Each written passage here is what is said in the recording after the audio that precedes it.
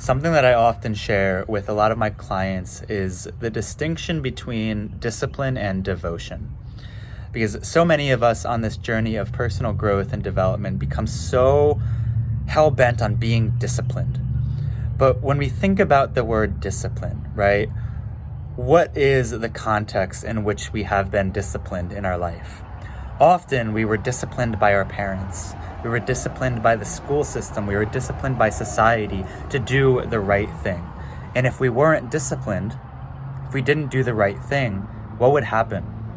We would get punished, right? And what ends up happening in our adult lives as we are striving for better health, for better performance, more success in our career and in our life, we end up punishing ourselves for not being disciplined. We punish ourselves either by shaming or judging or criticizing ourselves, or by using restrictive, punishing behaviors like our parents would do when they would take away our video games or take away our TV, right? So why I prefer to use the word devotion is because devotion isn't the attachment to doing things the right way. Devotion is your commitment to your values.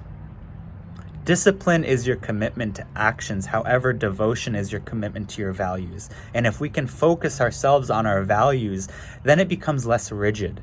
It becomes less focused on always being perfect in our routines, because life is going to happen and you're not always going to be able to wake up at 6 a.m. and meditate for 30 minutes. You're not always going to be able to get your workout in when you said you were going to. And yes, we can strive for that discipline and for that commitment in our life, while at the same time bringing ourselves back to the core of our devotion to our values.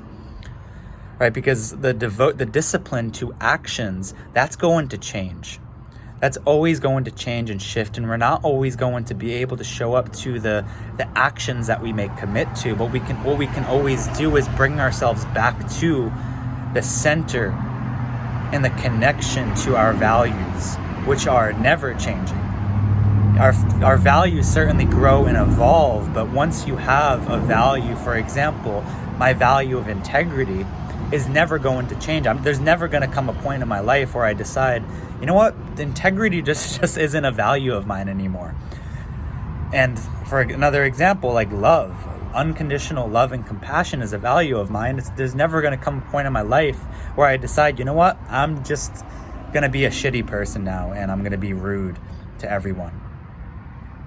But there is going to come a time where I'm committed to waking up at 5 a.m., but my body just needs extra sleep. And like this morning, let myself sleep in, right? But if I was only focused on the discipline of the actions, then I would punish myself and feel guilty for not waking up at 5 a.m. Are you with me? Is this making sense? But because my focus is on my devotion to my values, that's unwavering. So I can wake up at 9 a.m. knowing, I'm still devoted to my values of health because I let myself sleep in. Now sleeping in was not me falling out of integrity with my disciplines. It was me still staying in alignment with my values of health and self-care and taking care of myself. And I could still go about this day being in alignment with my values and not punishing myself and self-sabotaging myself and shaming myself. So if your disciplines are leading you to being shameful and guilty and self-criticizing towards yourself, then you're missing the freaking point.